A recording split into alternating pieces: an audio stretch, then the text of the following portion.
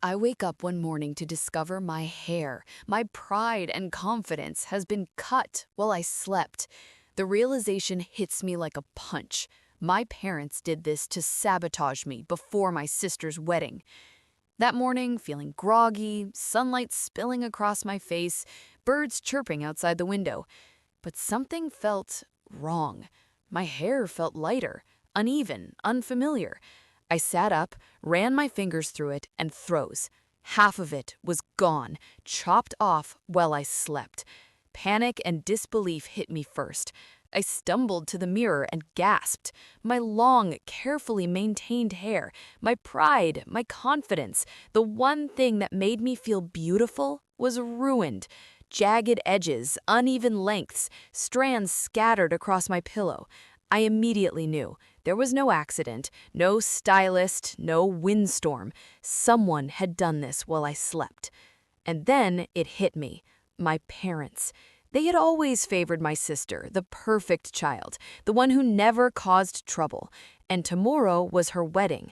I realized with a sickening clarity that this wasn't carelessness, it was sabotage. They wanted me to look less pretty, less noticeable, less relevant. Rage burned in my chest, hot and unforgiving. How dare they? How dare they manipulate me like this, strip me of my dignity, and try to control how I would appear on one of the most important days of our lives? I had to do something. I couldn't just cry or beg forgiveness. I needed a plan, a way to reclaim control, to make them see that I wasn't a pawn in their game. As I stared at my reflection, I felt a spark ignite within me. This was more than about hair. This was about respect, fairness, and taking my power back. I clenched my fists, my mind racing, and whispered to myself, "They'll regret underestimating me." The first thing I did was calm myself. Anger would only make me reckless, and I needed precision. I sat on my bed, staring at the mess of my hair, and started thinking. Every detail mattered. The wedding timeline, the guests, my parents' personalities, my sister's vanity. If I was going to get revenge, it had to be unforgettable. I started small. I called my best friend, the only person who knew how much my hair meant to me. Together, we brainstormed ideas, subtle, clever, and perfectly timed. I didn't want chaos for the sake of chaos. I wanted lessons delivered cleanly, with maximum impact. Every joke, every embarrassment, every hint of disruption had to be carefully placed. Next, I observed my family. My parents moved about, completely unaware that I had discovered their scheme. My father, distracted with work, seemed oblivious. My mother, smug with control, had no idea that I was already plotting. Even my sister, radiant and oblivious, was rehearsing smiles and adjusting her dress, confident she had won. They didn't know I was awake. They didn't know I was planning. If this story inspired you, don't forget to subscribe to the channel, like the video, and write your city name in the comments. Every voice matters, and sharing your support helps stories like these reach the people who need them most. I spent the evening crafting my plan in secret. Subtle whispers, small embarrassments, and tiny truths ready to surface at exactly the right moment. The wedding was their stage, but tomorrow I would control the spotlight. I would show them that beauty and power aren't just about appearances. They're about wit, courage, and strategy. By nightfall, my anger had transformed into determination. My hands smoothed over the uneven strands of my hair, and I smiled in the mirror. They had underestimated me. They thought a haircut could make me invisible, but tomorrow they would see just how wrong they were. The house was buzzing before sunrise. Voices echoed down the hallway. Doors opened and slammed. The smell of hairspray and coffee mixed in the air. Everyone was focused on my sister, her dress, her makeup, her moment. No one asked how I slept. No one mentioned my hair. That silence told me everything. When my mother finally looked at me, her eyes flicked to my head for half a second, then away. Satisfaction. That was what I saw. "Wear it in a low bun," she said casually. "It'll look appropriate." Appropriate. The word tasted bitter. I nodded, playing the role they expected, quiet, obedient, diminished. Inside, though, my pulse was steady, calm, ready. I wasn't here to argue. I wasn't here to cry. I was here to execute a plan. As I got dressed, I caught my sister's reflection in the mirror. She was glowing, surrounded by bridesmaids, laughing loudly. Then she noticed me. Her smile faltered just slightly when her eyes landed on my hair. Not shock, not concern, relief. And that hurt more than anything else. She had known, or at least she hadn't cared. That was when something shifted inside me. This wasn't just my parents' betrayal, it was the family dynamic laid bare. Years of favoritism, quiet cruelty, and expectation that I should always make myself smaller so she could shine brighter. I pinned my hair back carefully, letting a few uneven strands fall loose on purpose, not to hide the damage, but to frame my face, to own it. Then I looked at myself one last time and smiled. They thought the wedding would be about her. They had no idea what was coming. The venue was breathtaking. White flowers everywhere, soft music floating through the air, guests arriving in elegant waves. It was exactly the kind of setting where everything was supposed to look perfect, which made it the perfect place for cracks to show. I arrived early, just like my mother asked. Helpful, invisible, or so she thought. As I walked through the hall, I felt eyes on me. Not pity, curiosity. A few people noticed my hair, noticed something was off, but no one said anything. Yet. My first move wasn't loud. It didn't need to be. I approached a group of relatives my parents cared deeply about. My aunt, a couple of cousins, family friends who loved gossip disguised as concern. When one of them leaned in and whispered, "Did you change your hair?" I sighed softly. "No," I said, forcing a small, sad smile. It was a family decision. I didn't explain, I didn't accuse. I let silence do the work. Their expressions changed immediately. Confusion, then discomfort, then judgment, but not toward me. People talk at weddings. They always do, and within minutes I could feel the shift. Glances toward my parents, quiet questions, raised eyebrows. The first ripple had spread. Later, as I helped arrange place cards, my mother pulled me aside. "Why are people looking at us?" she hissed. I met her eyes calmly. "I don't know. Maybe they're just observant." For the first time that day, she looked unsettled. I walked away before she could say more, my heart pounding but steady. Step one was done. Not revenge yet, just exposure, just enough to remind them that their actions didn't happen in a vacuum. And as the guests took their seats and the music shifted for the ceremony, I realized something powerful. They were losing control of the narrative, and I was just getting started. The ceremony began, and on the surface, everything looked flawless. My sister walked down the aisle, radiant, confident, soaking in every ounce of attention. My parents sat in the front row, smiling proudly, waving at familiar faces. But I noticed the cracks they didn't. My mother kept adjusting her posture, glancing behind her more than she should have. My father leaned in to whisper questions she brushed off with forced smiles. They could feel it, the shift in the room, the quiet judgment forming in places they hadn't expected. I took my seat a few rows back, right where I could be seen but not questioned. As the vows were exchanged, I caught my sister's eyes again. This time, her smile faltered longer. She was finally noticing the way people looked at me, at us. Confusion clouded her expression, and for the first time, she looked uneasy on her own wedding day. At the reception, things escalated. Someone congratulated my parents, then casually said, "You must be so stressed with everything that's been going on at home." My mother laughed too loudly.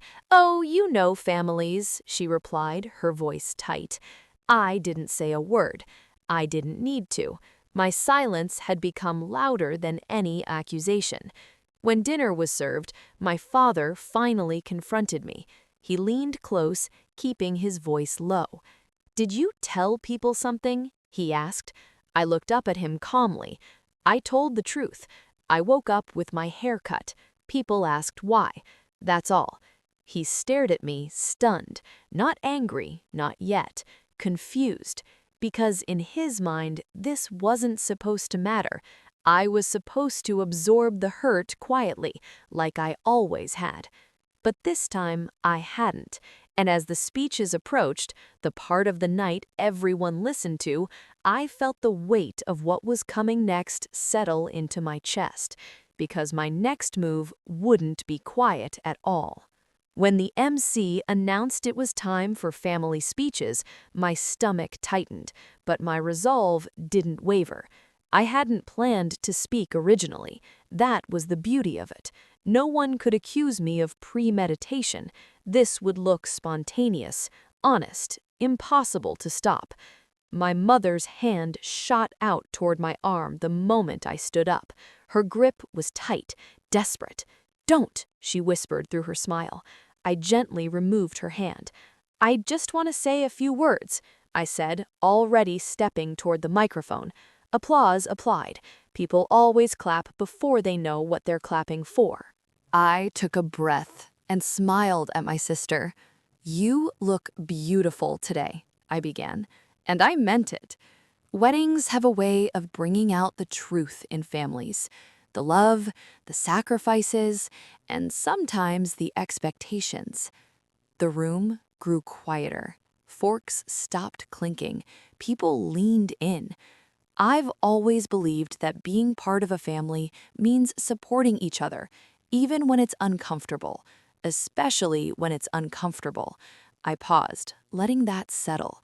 Last night, I learned just how far some people will go to make sure one daughter shines brighter than the other.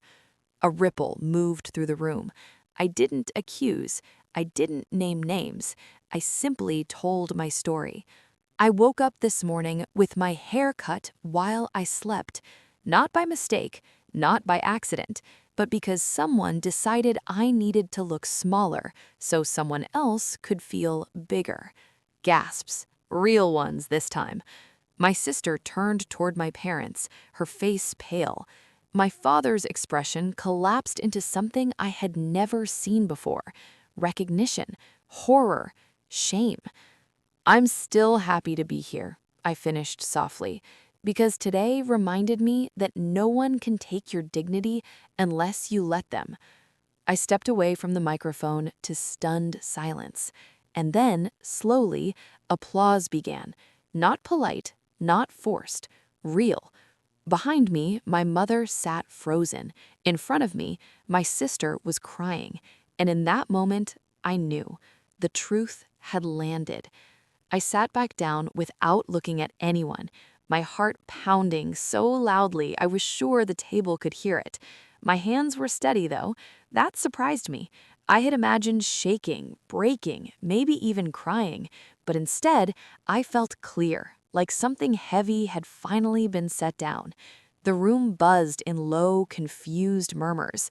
People leaned toward each other, whispering behind napkins and wine glasses. I caught fragments as they floated past me. Did she say her hair was cut while she slept? Who would do that? My mother finally stood up, her chair scraping loudly against the floor. She laughed, a brittle high sound that didn't match her face. "Oh, please," she said, waving her hand. "She's being dramatic. You know how sensitive she is." That was her mistake. because my sister stood up too. "Stop," she said, her voice trembling but loud enough to carry. Everyone turned toward her. "Just stop lying." I had never heard her speak to our mother like that, not once in our entire lives. "She didn't cut her own hair," my sister continued, tears streaming down her face. "I saw it. I woke up early. Mom was in her room." She swallowed hard. "Dad was there too." The silence that followed was suffocating. My father didn't deny it. He couldn't. He just stared at the floor, his shoulders slumped, looking smaller than I had ever seen him. My mother's face flushed deep red, then drained completely. "You promised," my sister whispered, her voice breaking. "You promised you wouldn't hurt her." The wedding planner rushed forward, trying to smooth things over, but it was too late. The damage was done. Truth has a way of spreading once it's let loose. It seeps into every crack. Guests shifted uncomfortably. Some looked at me with sympathy. Others looked at my parents with something closer to disgust. And my sister, my golden sister, turned to me with an expression I never thought I'd see. Guilt. For the first time, she saw what it had cost to stand in the light alone, and nothing about this day would ever feel the same again. My mother tried to speak again, but the words tangled in her throat.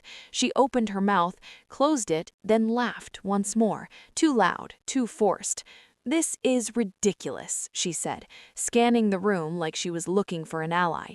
"Families have private matters. This is not the place." But it was the place now. She didn't get to choose that anymore. An older aunt I barely spoke to stood up from her table.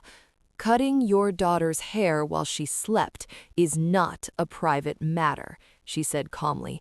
"It's abuse." The word landed hard, echoing in the silence. My mother recoiled as if she'd been slapped. "How dare you?" she snapped. "You don't know what she's like, always trying to outshine her sister, always needing attention." I felt something cold settle in my chest, not pain, clarity. "All I ever did," I said quietly, "was exist."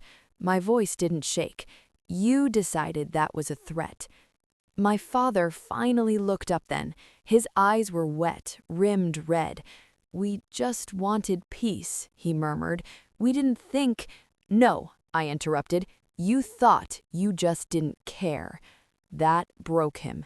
He sank back into his chair, covering his face with his hands. I realized in that moment that he hadn't been silent all these years because he didn't see what was happening. He had been silent because it was easier. My sister stepped toward me slowly, like she was approaching something fragile. "I didn't know it was that bad," she said. "I swear. I knew they favored me, but I didn't know they'd do this." I looked at her for a long second. This wasn't the time for forgiveness or blame. It was the time for truth. "You benefited from it, even if you didn't ask for it."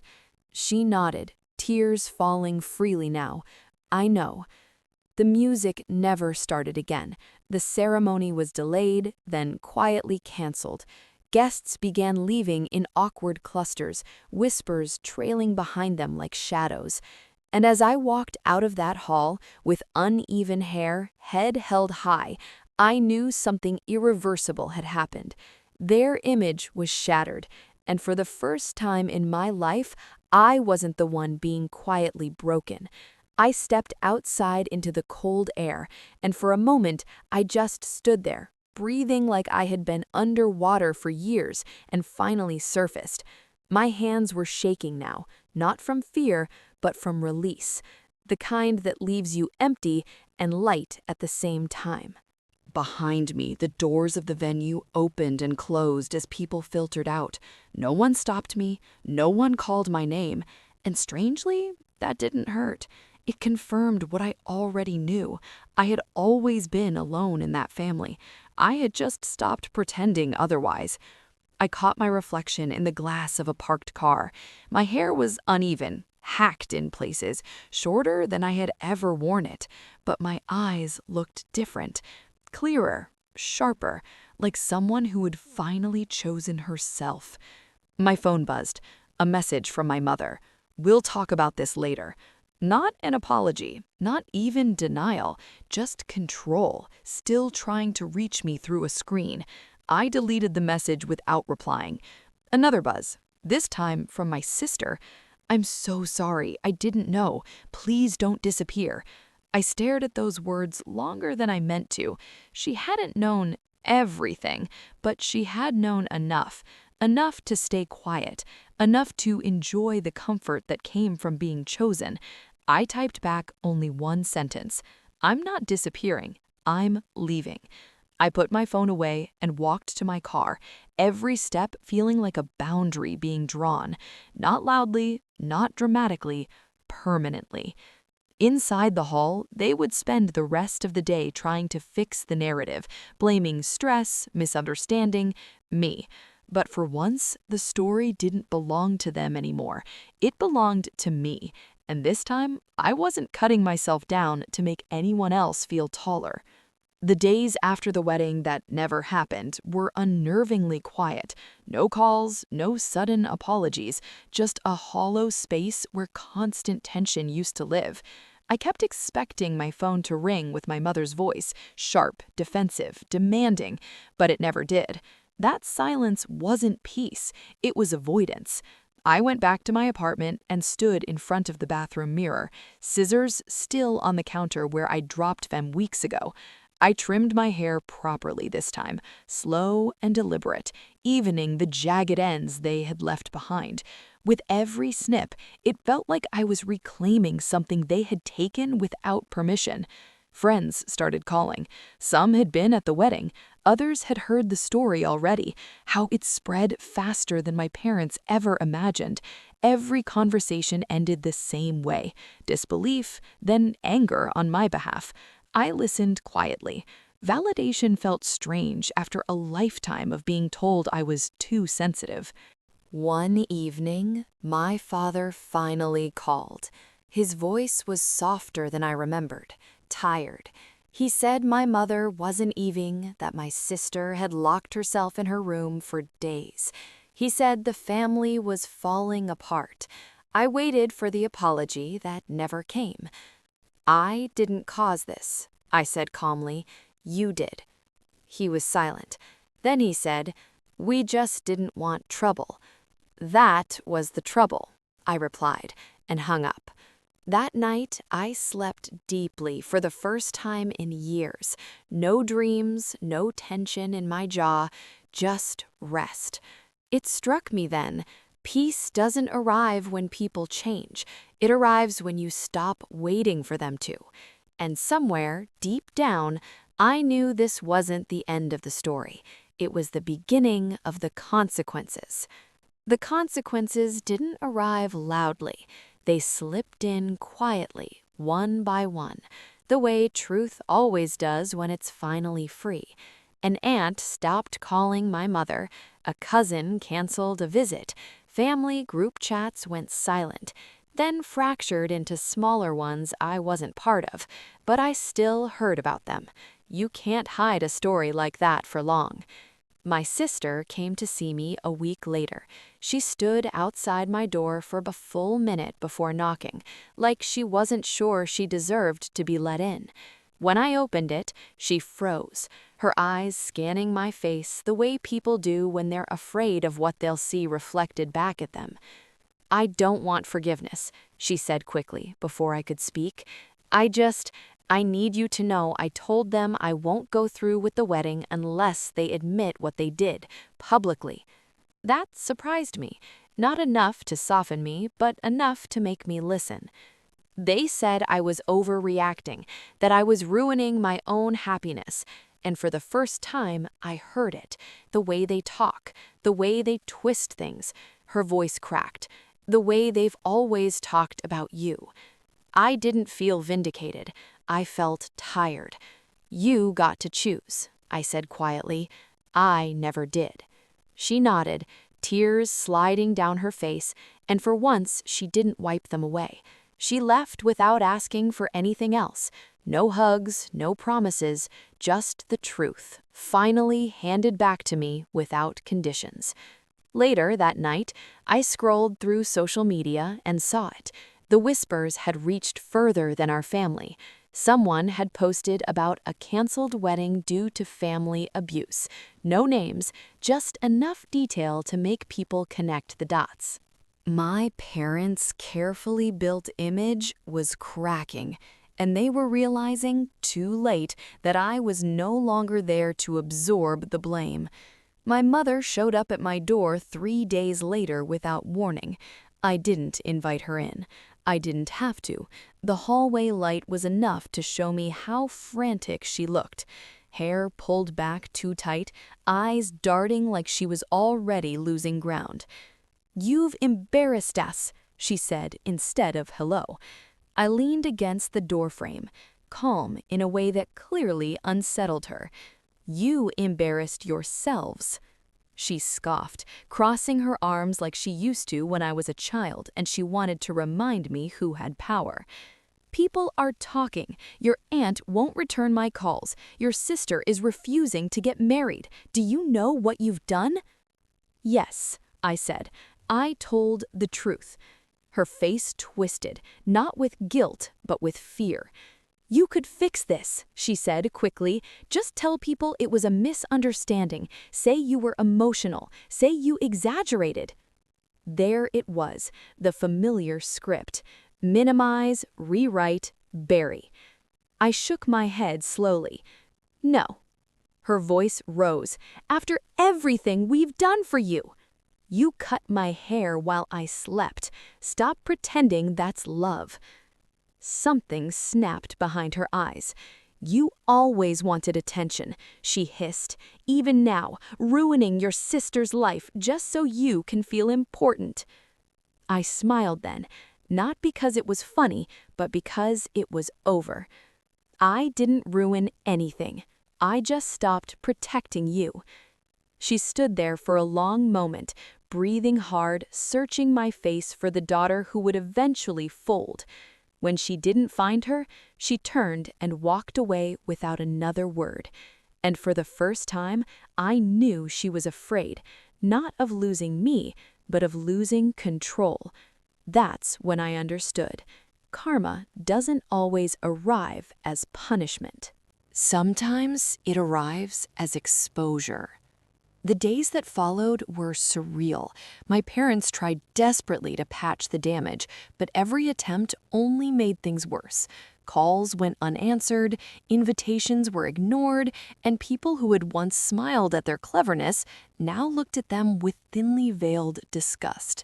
I watched it all unfold quietly, sipping my coffee in the morning sun, realizing how much power I had reclaimed simply by speaking the truth.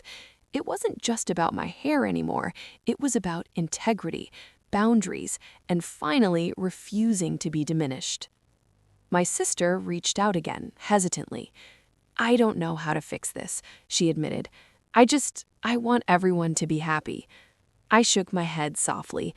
Happiness isn't built on control or favoritism. It's built on truth. Meanwhile, rumors of what happened at the wedding spread quietly through the extended family. People I hadn't spoken to in years sent messages of support. Even strangers online commented about the courage it took to speak up. It was strange, liberating, and terrifying all at once.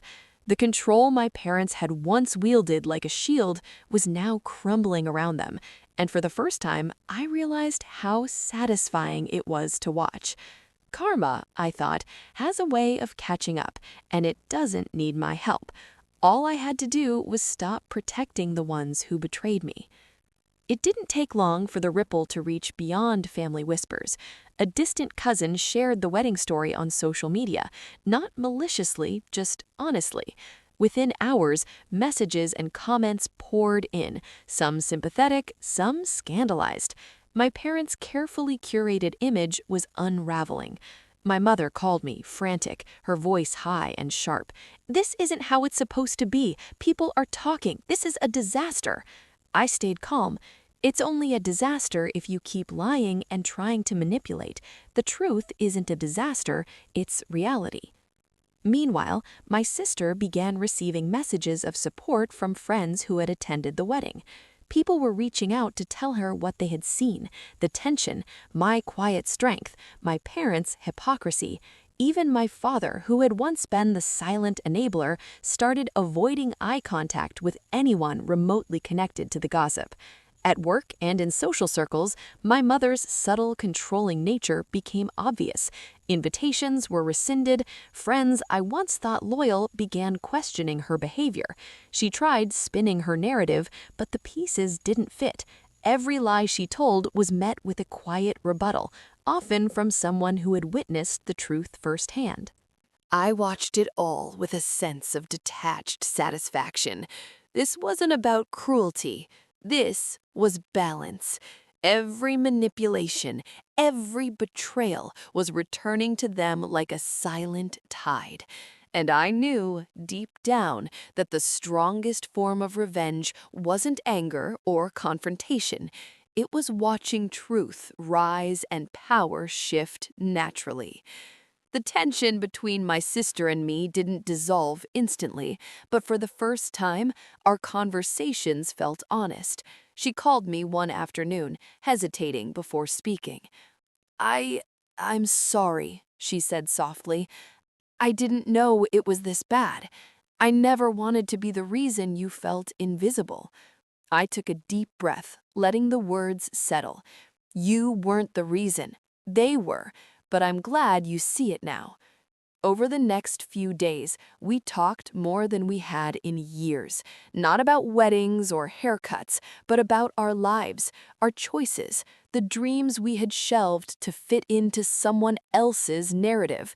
Each conversation stitched a small piece of trust back together, fragile but real.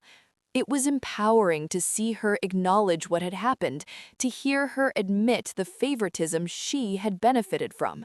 And in turn, it gave me clarity. This wasn't about tearing anyone down. It was about reclaiming my life, my happiness, my voice. Meanwhile, the fallout from my parents' actions continued. Family friends began questioning the stories they had been told. Invitations dwindled. Social status, which had been so carefully constructed, started crumbling. The control they wielded so easily for decades was slipping from their grasp. I realized then that revenge wasn't always about confrontation. Sometimes it was about standing firm, speaking truth, and letting consequences unfold naturally. And that was a lesson neither of them would ever forget. A week later, my parents showed up at my apartment. I wasn't surprised. They had nowhere else to turn. What surprised me was the mix of fear and anger in their eyes. It was the first time I had seen them truly unsettled. "You've made a mess of everything," my mother hissed the moment she stepped inside. Her words were sharp, but they lacked their usual confidence. I folded my arms, calm, watching her crumble in real time. "I didn't make a mess, I just stopped covering yours." My father remained silent at first, shuffling his feet.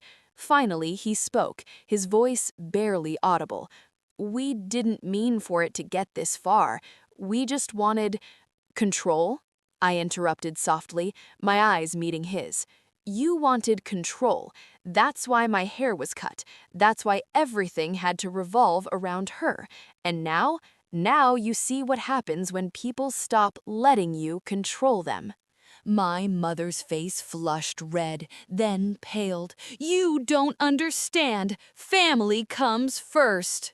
"Family doesn't come first when it's toxic," I said firmly. "You've shown your true selves, and for once, the truth isn't being hidden behind your smiles." They both fell silent, the weight of my words settling into the room. No shouting, no denials, just the heavy, undeniable truth. For the first time, they realized that their actions had consequences they could no longer manage. And in that silence, I felt something shift, not just in them, but in me. Freedom doesn't always roar. Sometimes it whispers through the space left by those who can no longer manipulate you. It didn't take long for the consequences to escalate. Word of the wedding fiasco reached neighbors, family friends, and even distant relatives. Comments and messages spread like wildfire. Disbelief, shock, and quiet condemnation of my parents' actions. Their social influence, once untouchable, was crumbling. I received texts from people I hadn't spoken to in years. I had no idea, one said. Thank you for speaking up. That behavior is unacceptable. Another wrote, your parents need to be held accountable. Proud of you for standing your ground. Every message was a reminder that truth carries weight far beyond the walls of a single home. At a family gathering my parents tried to salvage, the cracks became glaringly obvious. Invitations were quietly rescinded, friends whispered behind their backs. Even my sister, previously loyal to them by default, kept her distance, her expression a mix of sorrow and respect for what I had endured. My parents tried to explain themselves, but their words fell flat. Everyone present could see the tension, the guilt, and the fear. Their carefully crafted image of perfect, loving parents shattered in plain sight. I watched quietly, my heart steady, knowing this was the natural course of karma. And the most satisfying part? I hadn't needed to orchestrate it directly. I had merely spoken the truth, stood firm, and refused to let them continue their manipulations. The universe, in its own way, had done the rest. It happened sooner than I expected. My parents showed up at my apartment again, this time with my sister in tow. The look on their faces was a mixture of desperation and resignation. They had run out of lies to tell themselves and others.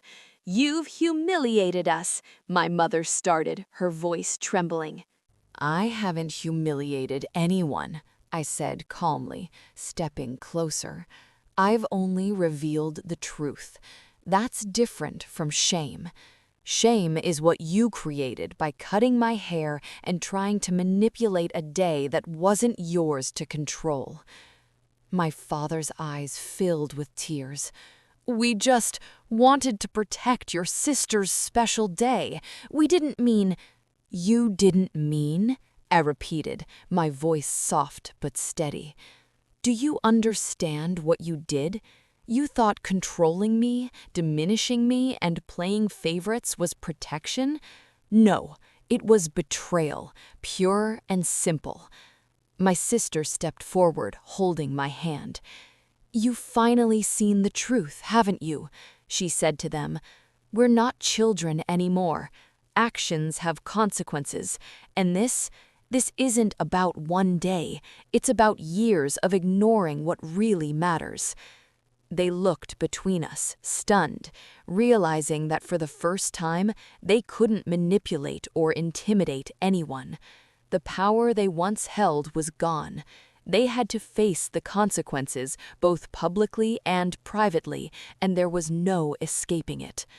I felt a weight lift off my shoulders. The anger that had fueled me through the weeks was settling into calm. The betrayal had been met with truth, and now karma had taken its course. In the weeks that followed, life slowly returned to a new normal.